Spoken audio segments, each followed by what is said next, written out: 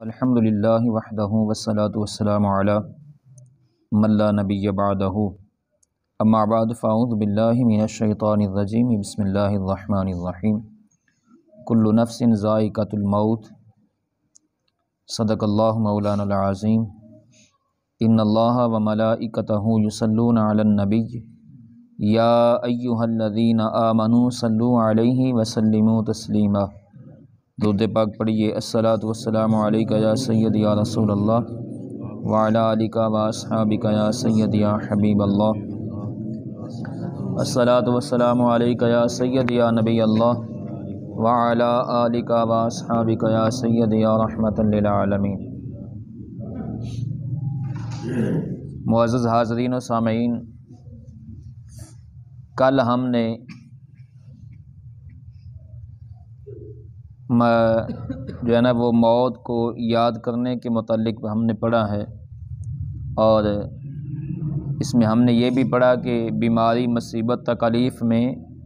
موت کی تمنا کرنے سے، موت کی آرزو کرنے سے رسول اللہ صلی اللہ علیہ وآلہ وسلم نے منع فرمایا ہے۔ لیکن اگر بتقاضۂ بشریت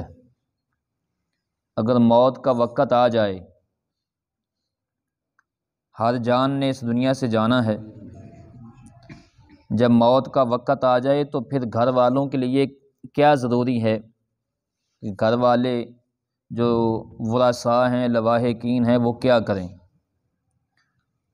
جب موت کا وقت قریب آئے اور علامتیں ظاہر ہو جائیں موت کی، تو سنت یہ ہے کہ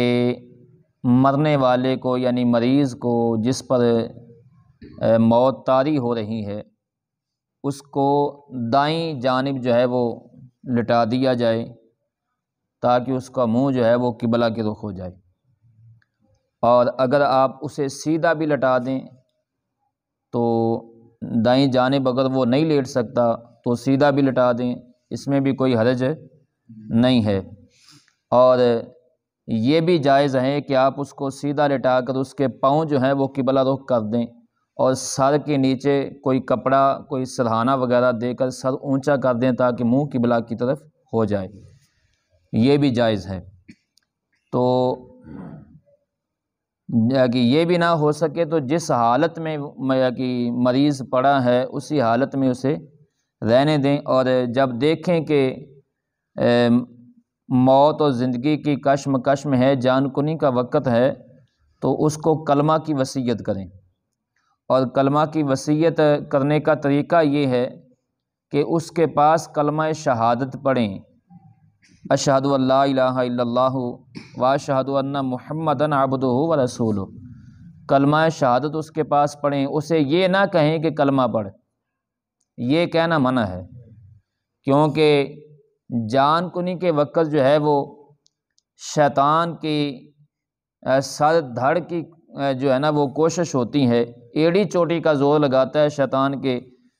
آخری وقت جو ہے وہ مومن کا ایمان چھین لیا جائے۔ تو اس لیے علماء نے اس وقت کلمہ کی جو تلقین ہے وہ اس طرح کرنے کا حکم دیا ہے کہ اس کے پاس جو کھڑے ہیں، اور اس وقت مریض کے پاس نیک آدمی کھڑے ہونے چاہیے، نمازی کھڑے ہوں اور کلمہ شہادت کا تکرار کریں، اور حتیٰ کہ مرنے والے کی زبان پر کلمہ جاری ہو جائے، کیونکہ کل ہم نے حدیث پڑھی ہے کہ حضور صلی اللہ علیہ وآلہ وسلم نے فرمایا کہ جس کا آخری کلمہ لا الہ الا اللہ ہوا، اللہ اسے جنت میں داخل فرما دے گا۔ اور اگر اس کی زبان پر کلمہ جاری ہو جائے تو اب آپ خاموش ہو جائیں، اور اگر کلمہ جاری ہونے کے بعد اس کی زبان سے کچھ اور جملے بھی نکلے، کچھ اور الفاظ نکل گئے، تو پھر آپ کلمہ شہادت کا تکرار کریں تاکہ اس کی زبان پر دوبارہ کلمہ جاری ہو جائے۔ اور موت کا جو وقت ہے یہ بہت سخت وقت ہے، بہت سختی ہوتی ہے اس پر، اس وقت انسان پر۔ تو اگر اس وقت مریض کی زبان سے اگر کوئی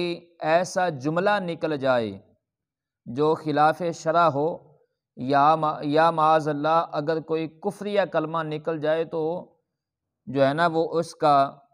اس کی تشہیر نہیں کرنی چاہیے، کیونکہ ہو سکتا ہے کہ اس وقت موت کی سختی کی وجہ سے بے ہوشی کی عالم میں نکل گیا ہو، انسان کی عقل جو ہے وہ کام چھوڑ گئی ہو، اور ہو سکتا ہے کہ اس لیے زبان سے کلمہ نکل گیا ہو، یا ہو سکتا ہے کہ سننے والے کو صحیح سمجھ نہ آ سکی ہو، وہ اس کلمے کو صحیح سمجھ نہ سکا ہو، کیونکہ جب موت کنی کا وقت ہوتا ہے اس وقت جو ہے وہ الفاظ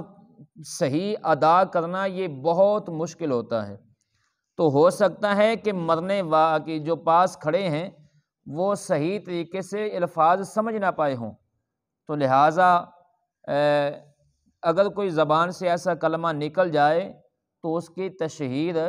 نہیں کرنی چاہیے، بلکہ اس پر موقوف ہونا چاہیے، اور اگر اس کی زبان سے جو اچھا کلمہ نکلا ہے، جیسے کلمہ شہادت پڑھا ہے اس نے، یا اللہ تعالیٰ کی بڑائی بیان کی ہے، یا اللہ تعالیٰ کا کسی الفاظ سے بھی اللہ کا ذکر کیا ہے، یا اللہ کی حمد و ثنا کی ہے، تو اس کی تشہیر کرنی چاہیے تاکہ تمہاری شہادت ہو جائے اللہ کی بارگاہ میں کہ یہ ایمان پر مرا ہے۔ اب جب روح نکل جائے تو اس کے بعد حکم کیا ہے کہ ایک چوڑی پٹی لیں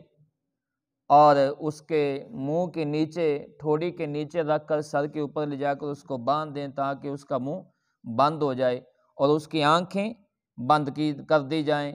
اور اس کے پاس اس وقت جب جان نکل رہی ہو اس وقت بھی اس کے پاس خوشبو وغیرہ ہونی چاہیے، اور اس وقت حائضہ عورت بھی اس کے پاس آ سکتی ہے، حیض والی نفاس والی عورت بھی اس کے پاس آ سکتی ہے، ہاں ایسی عورت نہ آئے کہ جس کا حیض خشک ہو گیا ہو، یا جنبی مرد کہ جو ناپاک ہو وہ مرد نہ آئے، اور ایسی عورت کہ جس کا حیض خشک ہو چکا ہو وہ عورت نہ آئے، کیونکہ اس پر اب غسل واجب ہے، اور حضور صلی اللہ علیہ وآلہ وسلم نے فرمایا ہے کہ جس گھر میں جنب ہو، مرد ہو یا عورت، اس گھر میں اللہ کی رحمت کے فرشتے نہیں آتے۔ جس جگہ وہ مریض کی چارپائی ہے وہاں جو ہے اس کی موت کے وقت اگر اس گھر میں یا کمرے میں کوئی تصاویر وغیرہ ہو تو وہ فوری اتار دیں، کیونکہ رسول اللہ صلی اللہ علیہ وآلہ وسلم نے فرمایا جس گھر میں جاندار کی تصویر ہو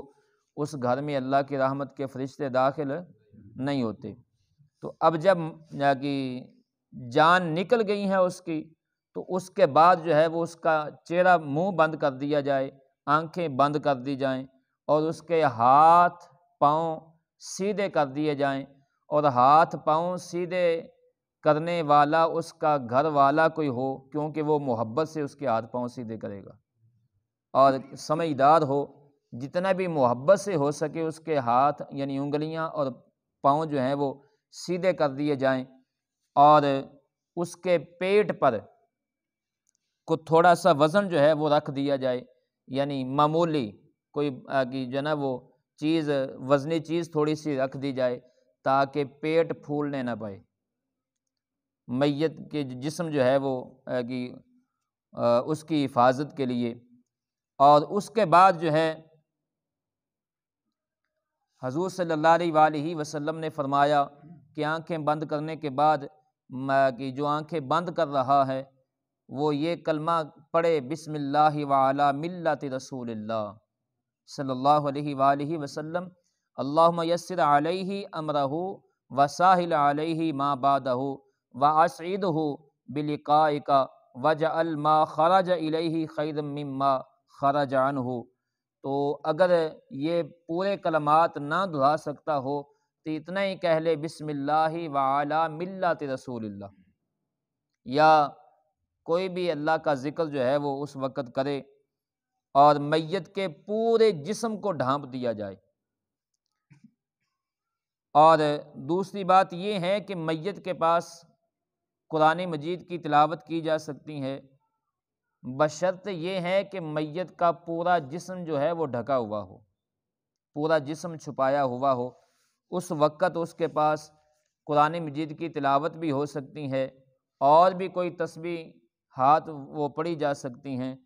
اور گھر والوں کے لیے حضور صلی اللہ علیہ وآلہ وسلم نے یہ تلقین فرمائی ہے کہ اب اس کے غسل و کفن کے اندر جو ہے وہ جلدی کی جائے، جلد اسے جو ہے وہ غسل و کفن دیا جائے، اور اس کے دوست احباب پڑوسیوں کو بتا دیا جائے، تاکہ اس کے کوشش یہ اس نیت سے بتایا جائے کہ تاکہ اس کے نماز میں زیادہ نمازی ہوں، زیادہ نمازی اس کے جنازے میں شامل ہو سکیں اور اس کی بخشش کے لیے دعا کر سکیں۔ تو رسول اللہ صلی اللہ علیہ وآلہ وسلم نے فرمایا کہ گھر والے اس وقت جو ہے وہ رونا رحمت ہے، لیکن واہ ویلا کرنے سے رسول اللہ صلی اللہ علیہ وآلہ وسلم نے منع فرمایا ہے کہ واہ ویلا نہ کیا جائے، کیونکہ جب گھر والے آنسو بہاتے ہیں، روتے ہیں، یہ تو آنسو رحمت کے ہیں، یہ رحمت کے آنسو ہیں، اور اگر کسی نے اس وقت واہ ویلا کیا اور بال نوچے یا سینہ پیٹا تو اس سے رسول اللہ صلی اللہ علیہ وآلہ وسلم نے منع فرمایا ہے، یہ مسلمانوں کا طریقہ نہیں ہے، مسلمانوں کو یہ چیزیں زیبا نہیں دیتی، مسلمانوں کے لیے حکم کیا ہے کہ وہ صبر کریں اور اللہ رب العزت کی بارگاہ میں اس کی بخشش کی دعا مانگیں۔ تو یہ چند ضروری باتیں تھیں جو میں نے آپ احباب کے سامنے پیش کی ہیں۔ اللہ رب العزت کی بارگاہ میں دعا ہے اللہ تعالی مجھے اور آپ احباب کو عمل کرنے کی توفیق عطا فرمائے۔